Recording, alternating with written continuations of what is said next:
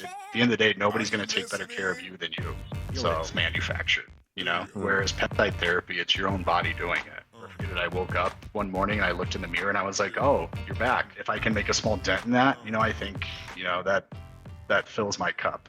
Welcome back to Breaking Barriers Beyond the Finish Line. I'm Lou Greco, founder of Titan 6 Actual, alongside my co-host, Coach Grip, founder of 3GX Mental Performance Training.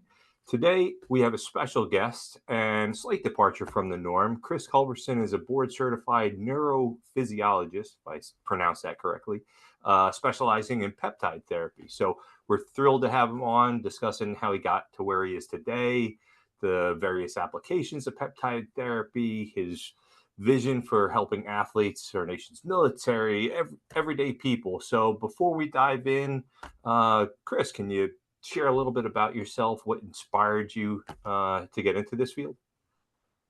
Yeah. Well, thank you for the kind introduction. So yeah, I've worked in traditional medicine my entire career. COVID was an interesting time, and it really opened my eyes to what is happening in medicine, kind of as you speak it currently.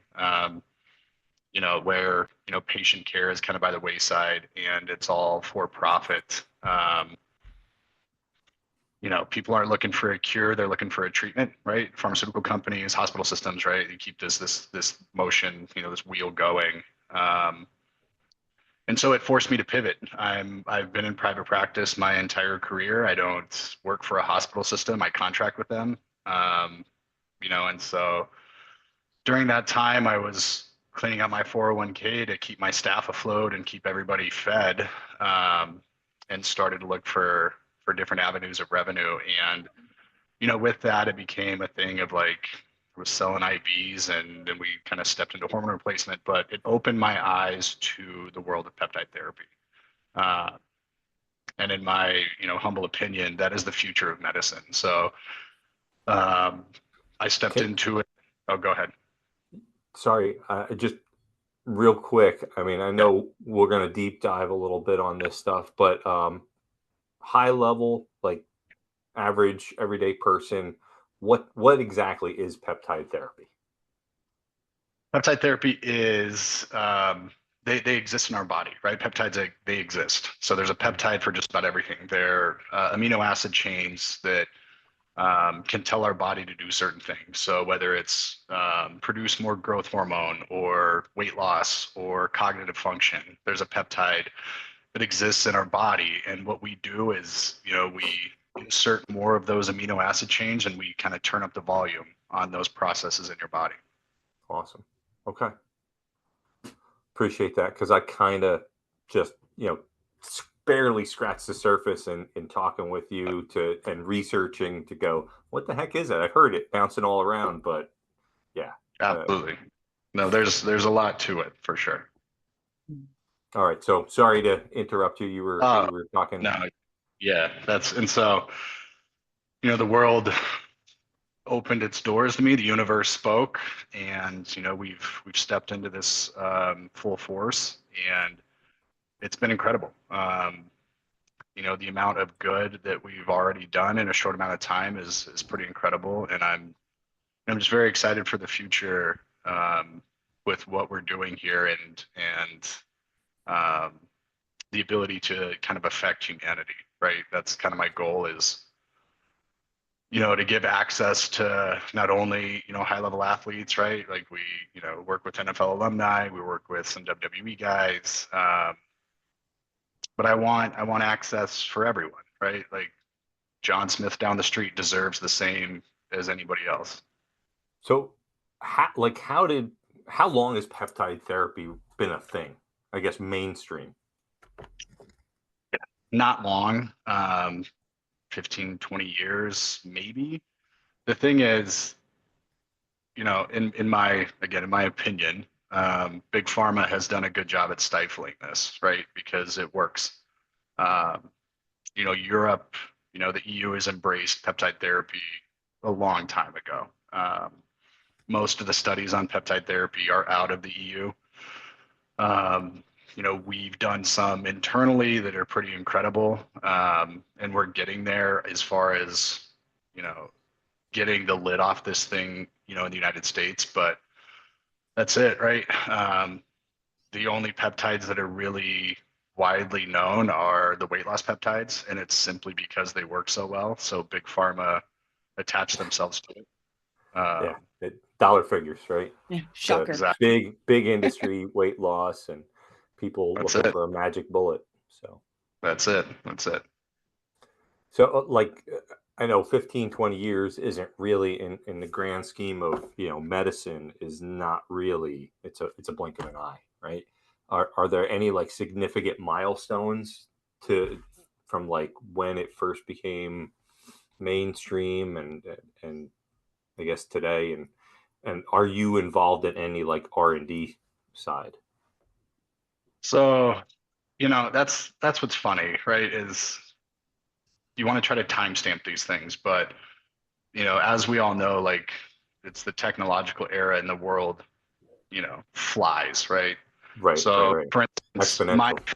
yeah, my field in medicine has only been around since the 70s.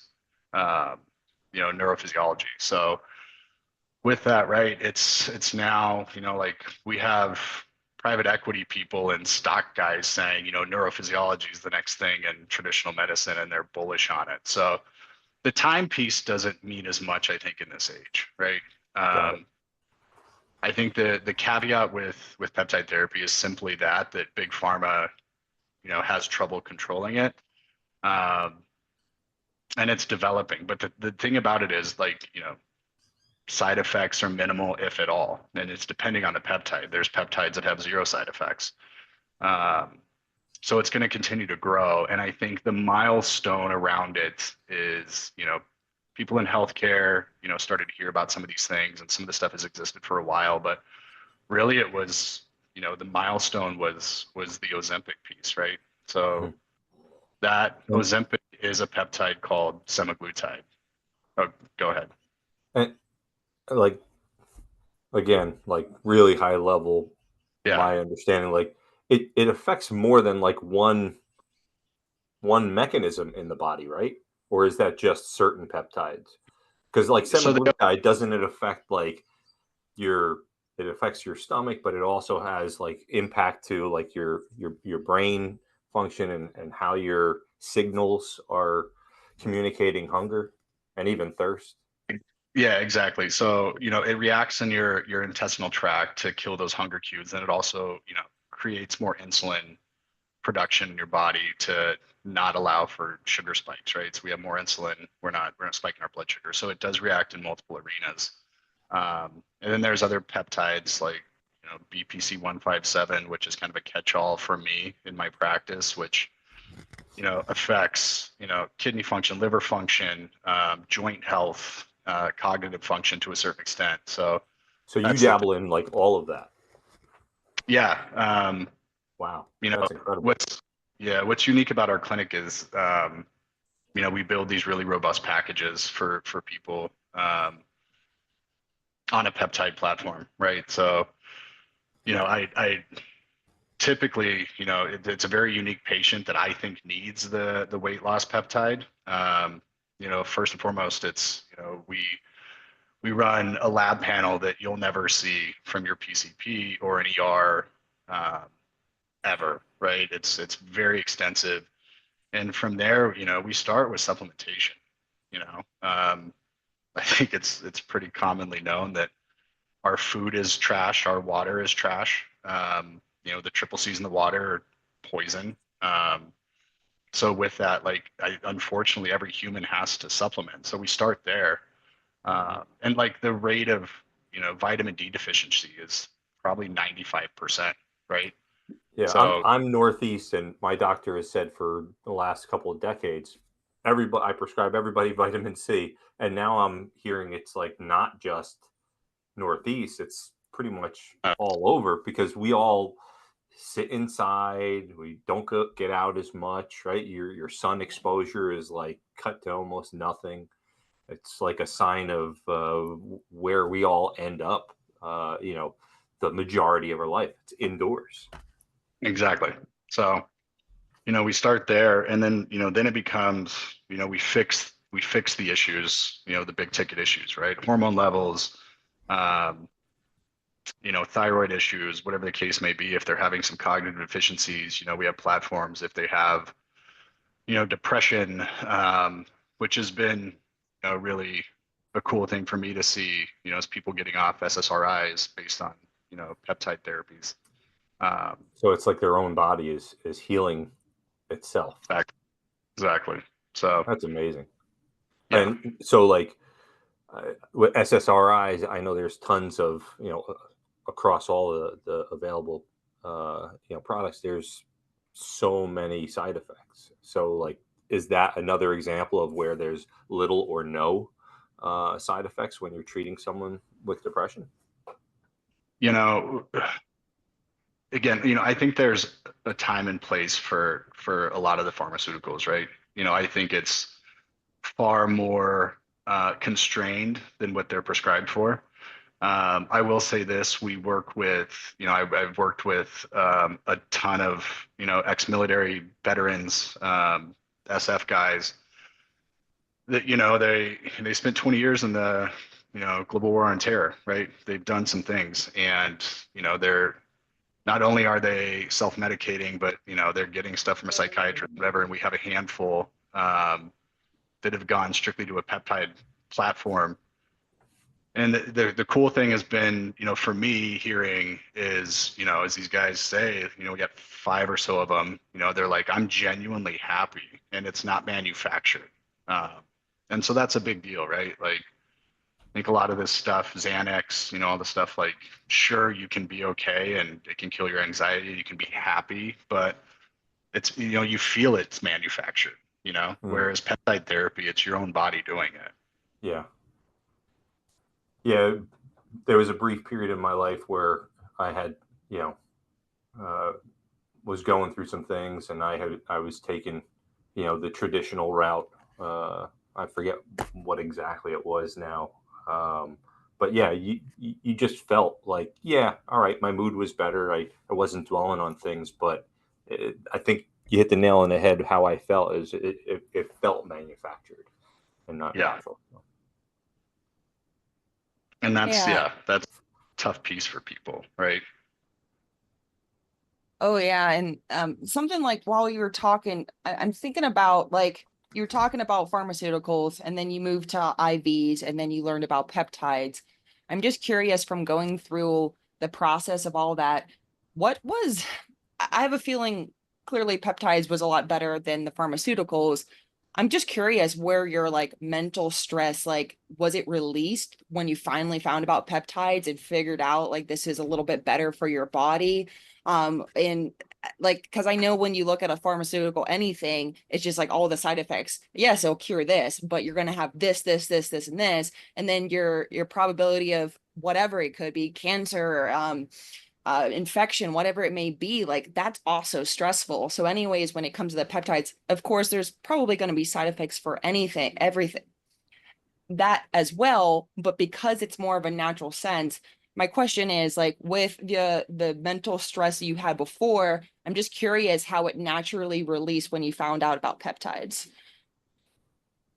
Um, so like more so for me, I'm an athlete. I played college football. I've been, on a professional CrossFit team. And I got into mixed martial arts, kind of after football. Um, so a lot of it for me was the physical aspect. Mhm. Unfortunately, I'm that guy that's injury prone. It turns out there's a genetic marker for it that I have. Um, but, so my thing was trying to stay competitive as long as possible, right? So, the peptide therapy, really gave me the opportunity to do so. I'm well into my 40s now, and I fought this last October, which is pretty wild. Uh, I will say though, the physical benefits, on these particular platforms, depending on what it is, right? Like I said, there's a peptide for everything. Tendon, tendon elasticity and strength, cardiovascular health, all the things. I will say, when I was, my late 30s, due to, CTE, concussions, all the things, I did start having some pretty significant, you know, issues cognitively, right? Like memory loss, just that inability to like find something in the moment, you know? Um, Mhm. and so our cognitive platform is something I will take for the rest of my life. It was like, and I tell people this all the time when we're prescribing, me personally, I noticed a deficiency and, I started taking our brain peptides basically. And within 2 weeks, like I'll never forget it. I woke up one morning and I looked in the mirror and I was like, oh, you're back. Here we go. Was it like a limitless moment? It was, man. It's That's pretty wild. Yeah, that's yeah, it was awesome. cool. Yeah, Yeah. especially in the athlete aspect too. Like you feel kind of hopeless whenever like you want to compete and your body is shutting down on you. And I know we talked about it a little bit before. It's like all I want to do is go out and do things, and my body's basically just not allowing me to do that. So like with the help of something that's actually beneficial for our body, because you are right. Like, yeah, drink water, but don't drink this water because this, and this. Don't forget to eat healthy foods, but don't eat these Oh healthy wait, we foods don't because have of any this. healthy food. Yeah, Yeah. and then when we do, we poison them with certain things. So it's just like you are right. Like you talked about how we have to have supplements for everything. I just recently heard that on TV too. I'm like, you are right. Like nothing in our food is nutritional valued anymore, that we have to have specific things to start to fuel our body. And then when everything makes sense, like you said, like you just woke up and had this like, no, I'm back. And that doesn't happen to a lot of people. And you were able to kind of find that magic through this source. And unfortunately, you had to be me and Lou always talk about people have to go to the lowest of their lows. Sometimes they do it to themselves, sometimes like their body does it to them, other times it's other people doing it to them, but eventually they get back to it. It just takes a while, and it is nice, like at least with the medicine it worked within 2 weeks. Like that's something that I feel like everybody's like, wow, like I would love to have that opportunity to do something like that. Yeah, I mean, Yeah. you know what? That's a fantastic point, Sarah. It's like opportunity. So, Mhm. what is the accessibility for like the average person? I know you were talking about, early in the podcast. You're like, I want this to be accessible to people. So, um, what's like price point like on these various peptides, and what's the accessibility like? If you're like, are you like one of few? This is like multiple questions. Sorry, Right. but like in terms of who would be prescribing these things, is it becoming more prevalent? Are we just scratching the surface here? And like, what's the cost like? Yeah. Well, so, I had when I started this thing, I had a brick and mortar here locally, and it was great. It was kind of this mecca that I created where you walk in the door, there's a gym, so you can have personal training, you have group fitness, you can do your own thing. We had a chiropractor on staff, we had a physical therapist, we had a full recovery center, with cryo and cold plunge and red light and everything everybody's doing. We had a full lab.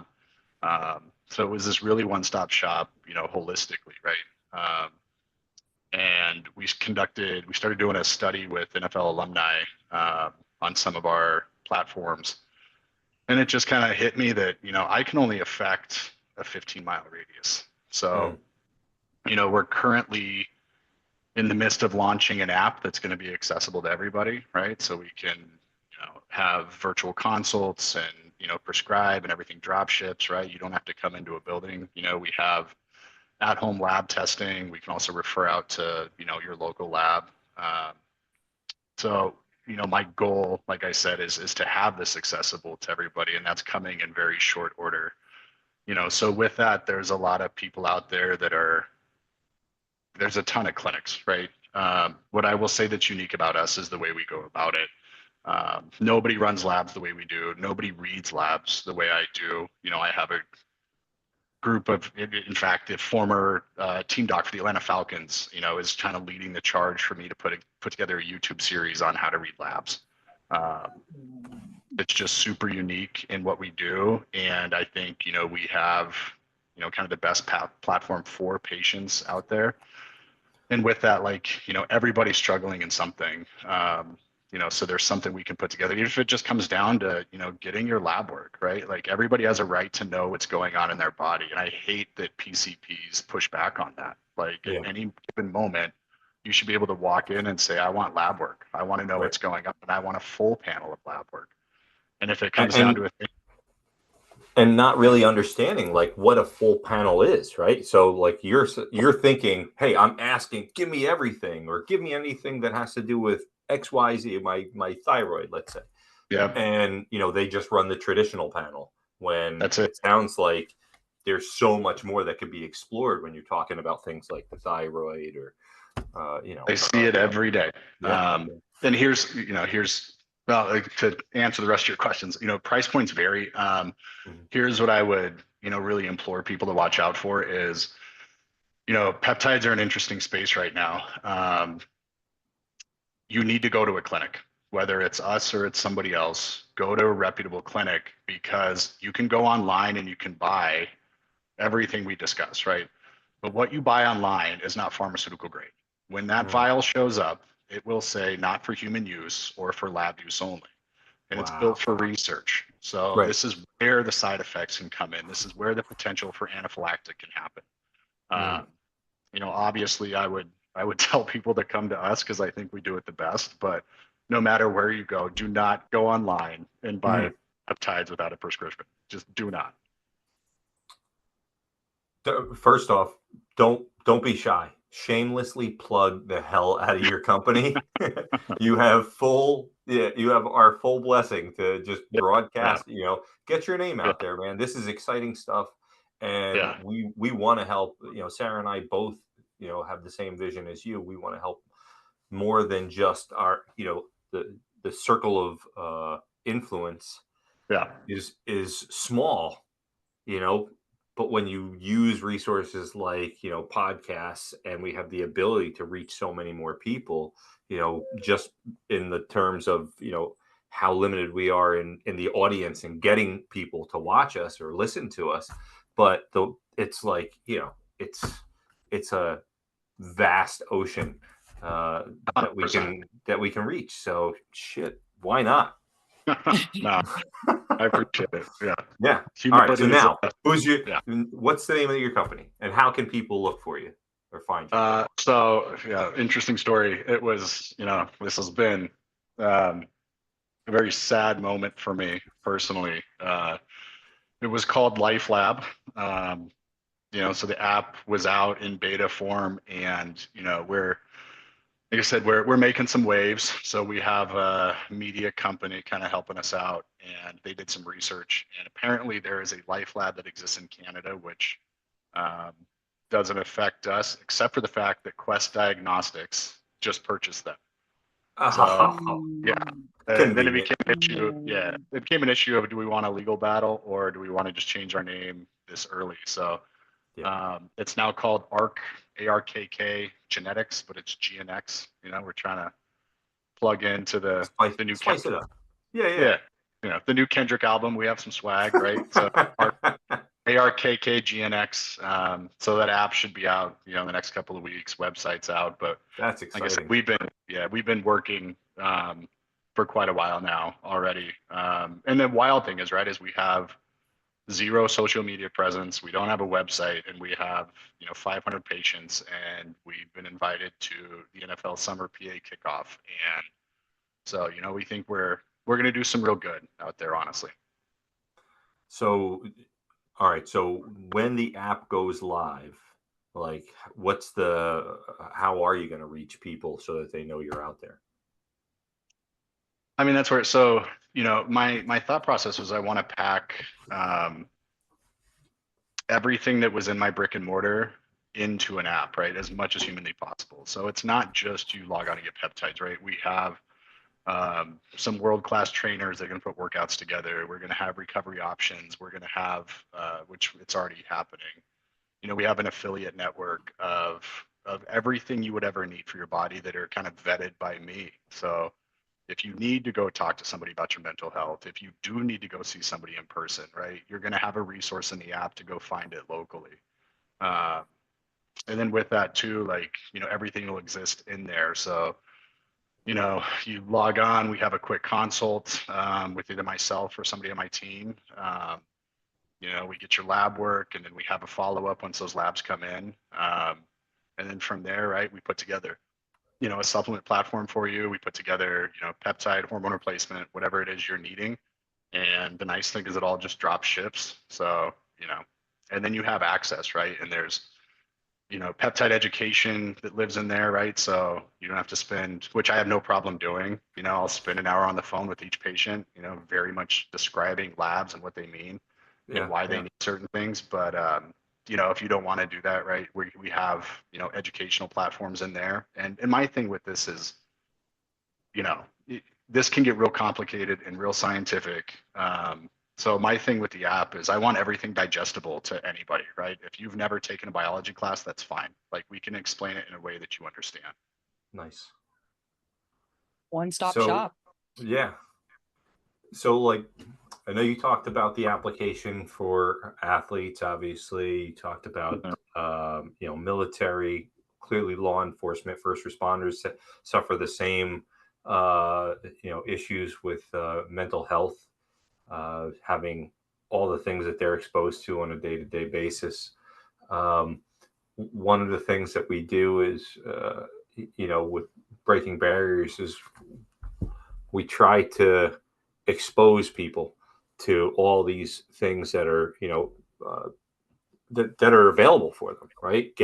Peel away the onion, so to speak. So, I think one of the things that is a huge benefit that I see, and I'm so happy that you came on, is that this is so enlightening. If it's enlightening to me, I'm sure other people are out there going, wow, I had no idea the different applications there are to this. And getting this, in front of people to see like what's possible in terms of their health, their mental, their physical, their spiritual. It's all, like you said, holistically. It's, it all works together. So I'm excited. If you're open to it, I'll throw the links. We put stuff on our website, for the podcast, but heck, I'll put your links to all your resources on my website, man, because this is amazing stuff, and I want to help as many people break barriers in all the positive ways that we can. Sarah, she deals with groups and individuals all the time. I mean, Sarah, you could talk to this way better than I can. What applications do you see in your practice in this additional tool in the toolbox? Yeah.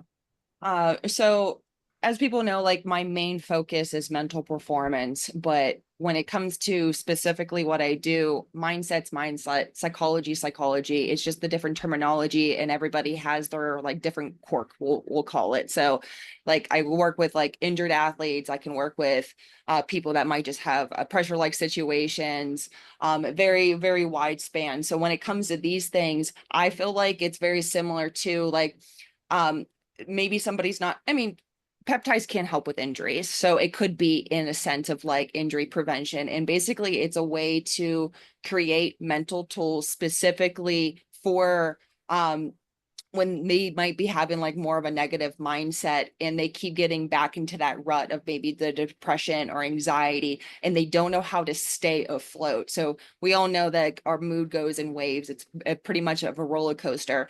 My goal is, when you're down on the roller coaster, I'm there to give you mental tools to bring you back up on the top of the roller coaster. And we know that not every, like, we just want to make sure that it's never going to be linear. Like, we're always going to be a little bit bumpy, but I want our bumps to be small. I don't want them to be dipped all the way down where you're literally in a hole because it's winter, and right now everyone's in seasonal depression right now.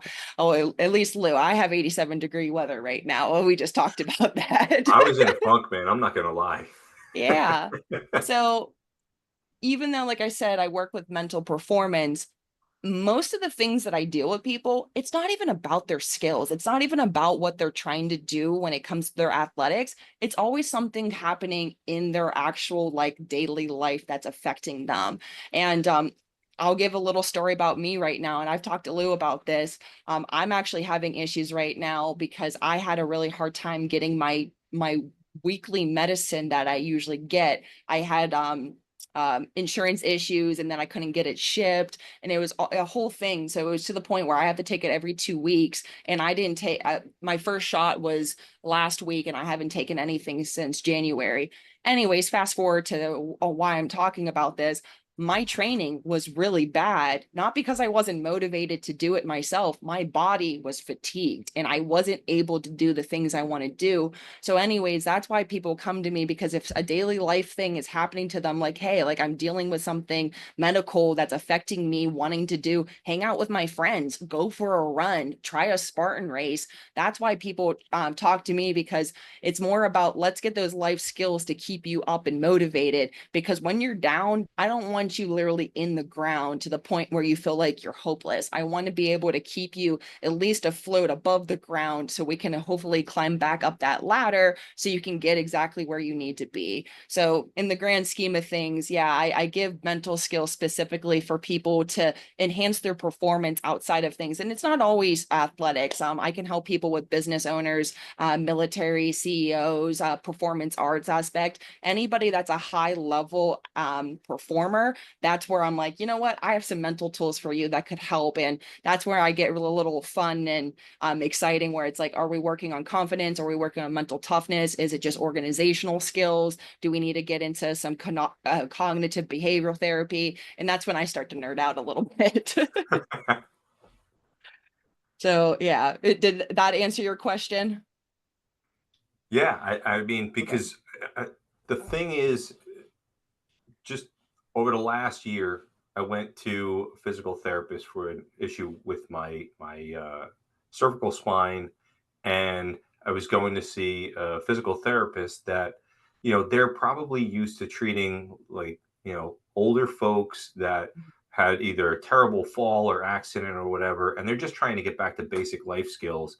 And Yeah. I was coming from, doing high level, performance, and then it was like, well, why do you need to lift those heavy circles, or why do you need to do so many pull-ups? Or I'm like, because I want to. I love this, and I still got a lot of life left in me. Just tell Mhm. me what I got to do. And it's like they didn't have the skill set. It's like, so you have to find the right the right health health care provider.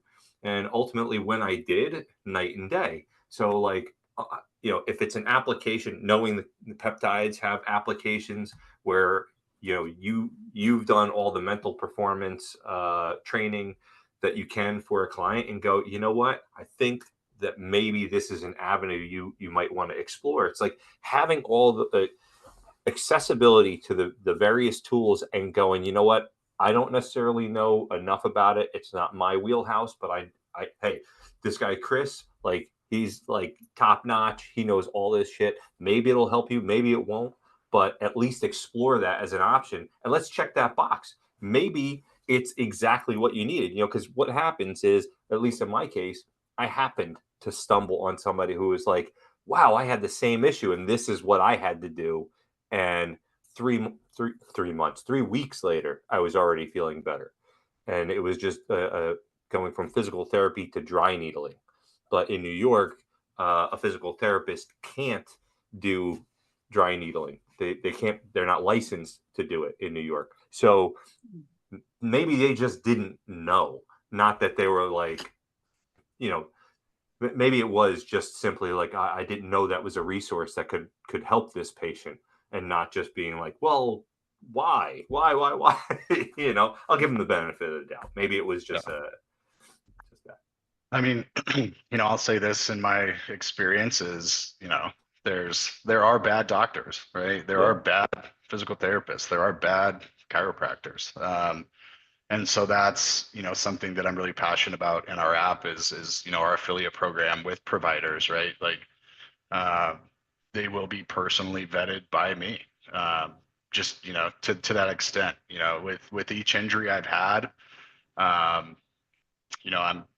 currently in, my last injury, for instance, the physical therapist was great. He understood I was a fighter, and he did his research and figured out, methodology that was going to work for me to get me back in the cage. But I've dealt with people that, are passive, and they're like, okay, here's your list of exercises, just do this. And I'm like, that's not going to work. So that's what I want to build for people as well, is like this network of actual quality providers, right? For, and again, not everybody's a high level athlete, and I get that. And that doesn't mean they can't participate in peptide therapy and better their lives and better their wellness. But if you need something, whether it's, you do sit at a desk and you get carpal tunnel, like I want to have the best, neurologist, on the planet for carpal tunnel at your fingertips, right? Um, if you are a high performing athlete, if you are aging but you still want to compete, I want to make sure that that network is robust enough to, like in your situation, right? There's no question of who to go to, right? You log in the app, right? We have a little consult, and it's like, okay, you're in New York, here's your guy. Instead of this like wondering. And that's the unfortunate piece of healthcare right now, is so much of it is bad, and people just don't get it. You think if you walk into a hospital or a clinic, you're going to get the best care possible, and that's just not the case. Well, all right. So you kind of mentioned this early on, and it's like I've heard the term. It's like medicine 1.0 and 2.0, and 1.0 the old school, like the traditional, like, oh, here's exactly the protocol that we're going to follow because we've done it for 100 years, and a lot of doctors aren't moving away from that yet. But but just understanding that there is this shift, and patients now have to be more of an advocate for themselves than ever before. My father was a certified registered nurse anesthetist, mouthful, right? And so, like, I used to take for granted, going to the doctors, because, like, behind the scenes, he's talking all this stuff, but I wasn't really like getting it.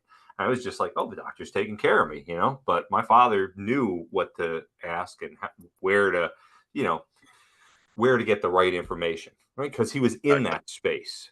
And that's what patients have to do for themselves now without any kind of medical background.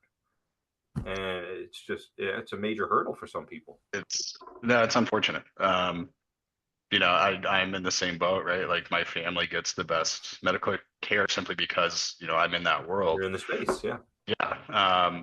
But, I have friends, and, it just recently happened. There's a girl on my fight team. Her partner had a scaphoid fracture, wrist fracture. They were over for the Super Bowl. And she's like holding her wrist and doesn't have a brace on.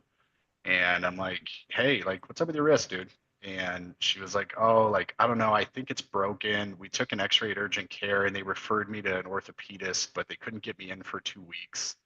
So I was like, do you have the x-ray? He's like, I think I can log in and get it. She had a wrist fracture, and they let her go without and a they just cast. discharged her. Yeah, non-displaced. Like, she could have put at least a brace on, right? Like, to get you to put an ace bandage, something. Yeah, anything, right? And so, thankfully I was able to like get her in, with a colleague like the next day and got her casted. But she had already that was 10 days, right? I'm like, you're gonna heal. If there's a slight displacement or something, there's a ligament, like ligamental issue. Yeah. And that's just commonplace, man. Like they let her go. And I could not believe it. Yeah. Absolutely insane. So, I mean, so this is something, I mean, you sound like a stand-up guy, obviously, but like you said, there's so many bad doctors out there. So what's the ethical considerations for, for this space and how your application is going to reach across? Because this is, you're not limited to the state boundaries, right? So what are like the ethical considerations here? I mean, for me is this, I want accessibility, right? And like my goal really is to help as many people as possible. So, we see these clinics, and I've seen it 1,000 times. And like the biggest one is the weight loss stuff, right?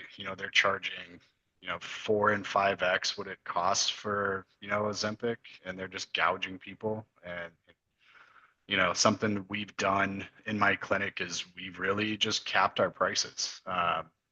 We don't mark things up, really at all. So our thing is, from an ethical standpoint, like we do things the right way. Every patient gets the same access. They get as much time what they need with me reviewing labs and discussing the whys and really allowing them to understand at a level that they can digest. And then with that, right, like, I don't want to be the business model of we have 500 patients that we charge $20,000 a month, right? I want 1 million patients that we charge $500 a month, Right. Uh, Right. I want this accessible, and I just want, I want humanity to heal at the end of the day, right? Like we're all just so polluted, with everything, right? Like,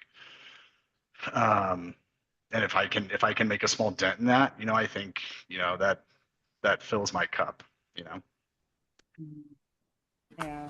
And uh, while you're talking, we talked about like there's a lot of bad doctors out there and people jacking up prices on specific things. Have you ever heard of like the term, it's called learned hopelessness? I have, yeah. I haven't. So So yeah.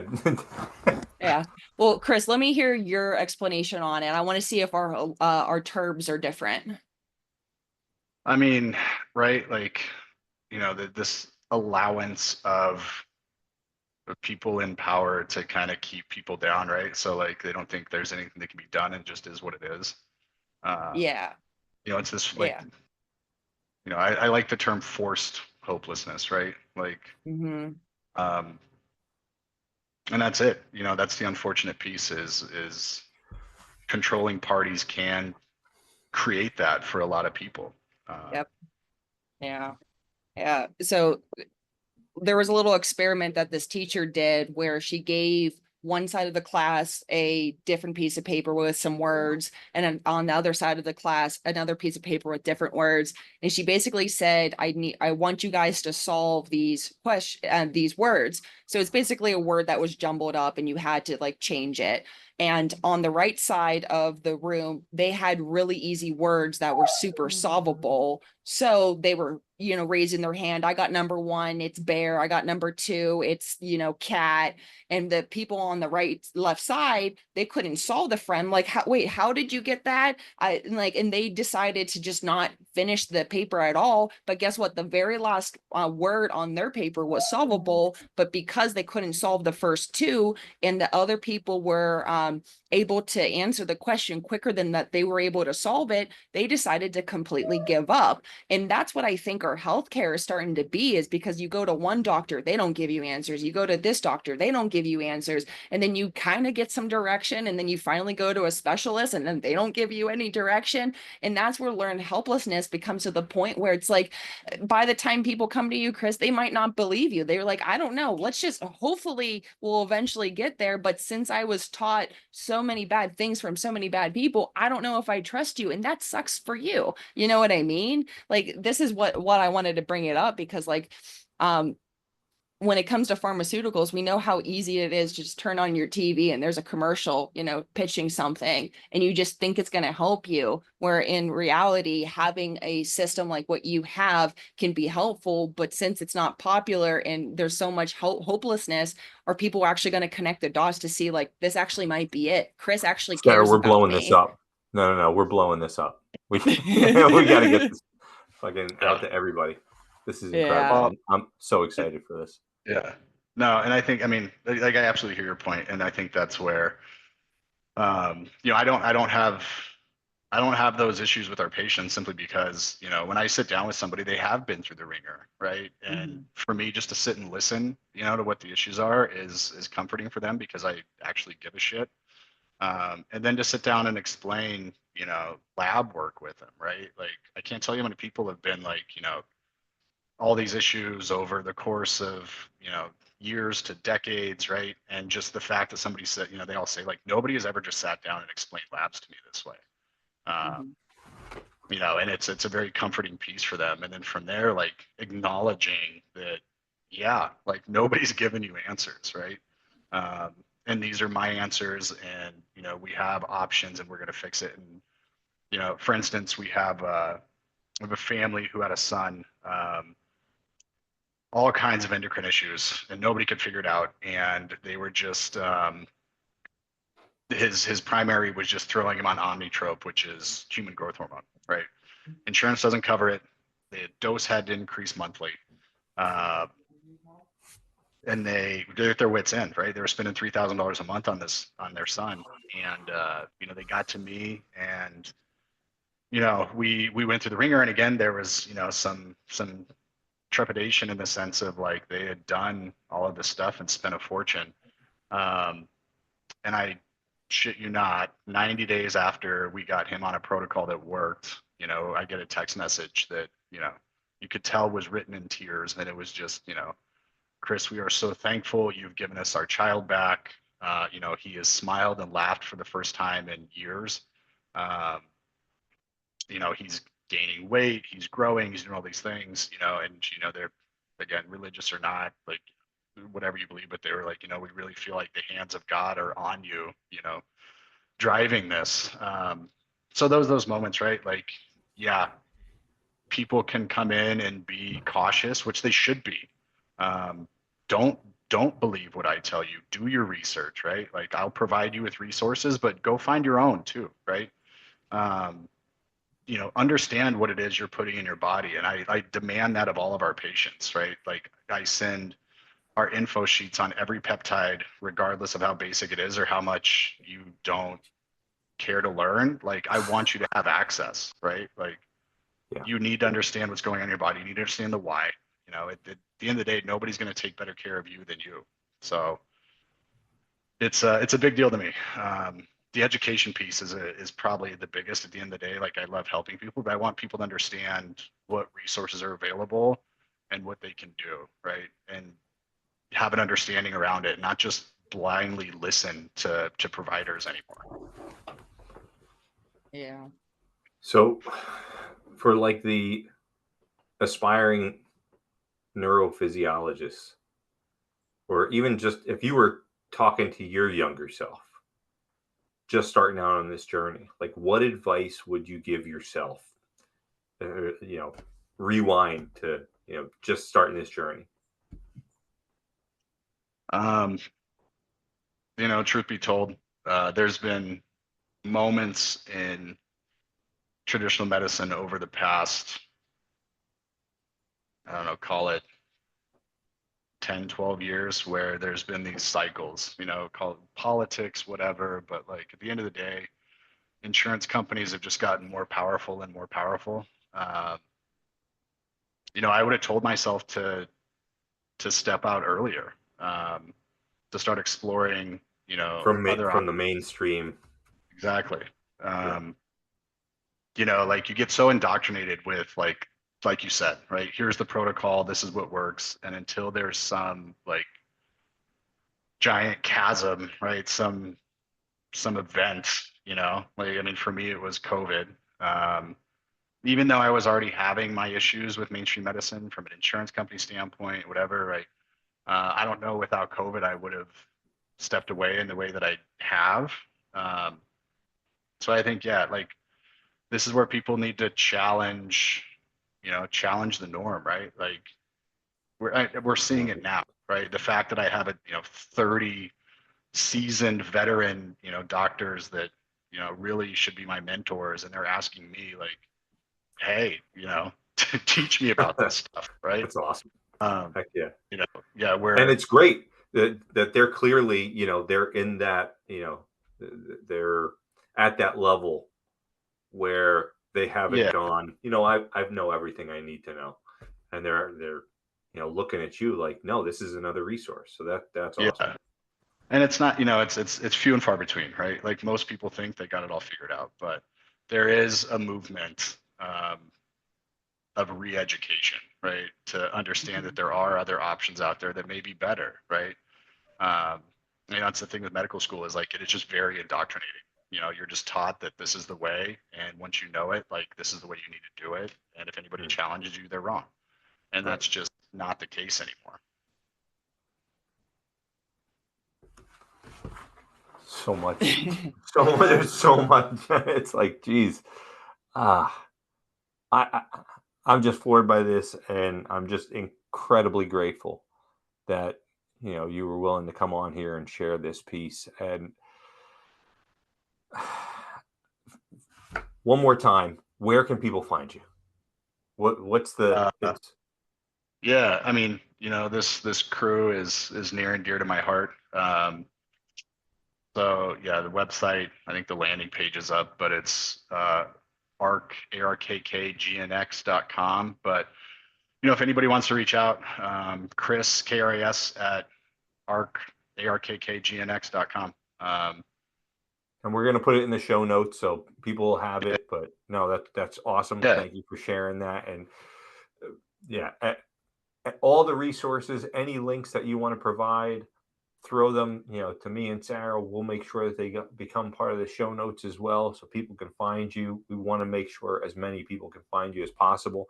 When the app goes live, definitely share that with us. We'll get that up on the website. We'll update the show notes as well. And there's one last thing that we kind of do, right? And that's why you're here. And it's our final question, and it's how you got here. And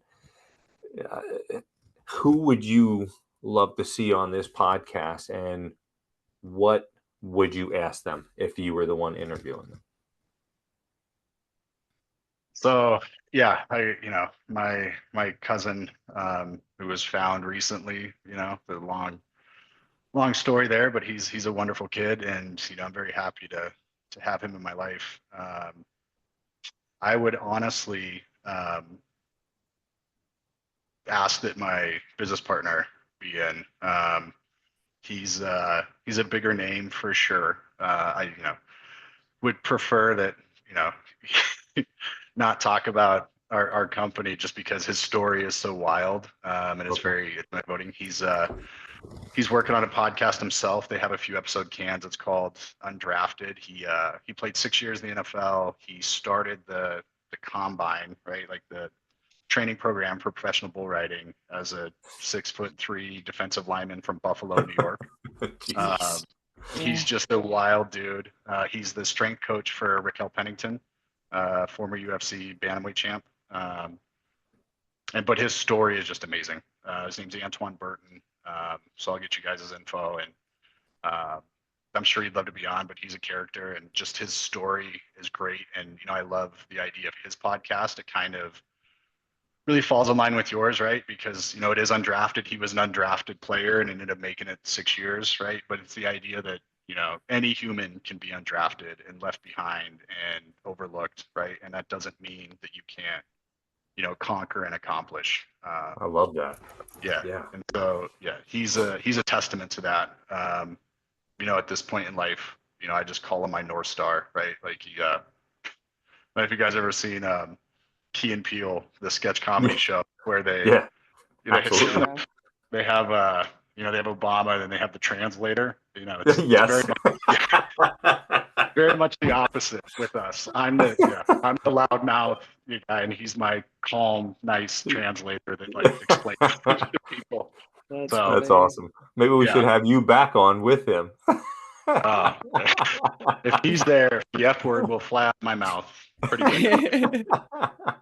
This is a very subdued version of Kris. It's all good, man. It's all good. Yeah. Well, again, thank you so much for being on. And I want to thank our listeners for joining us on Breaking Barriers Beyond the Finish Line. Be sure to like this video, subscribe to our channel so you don't miss out. Until then, get out there, get after it, and take command.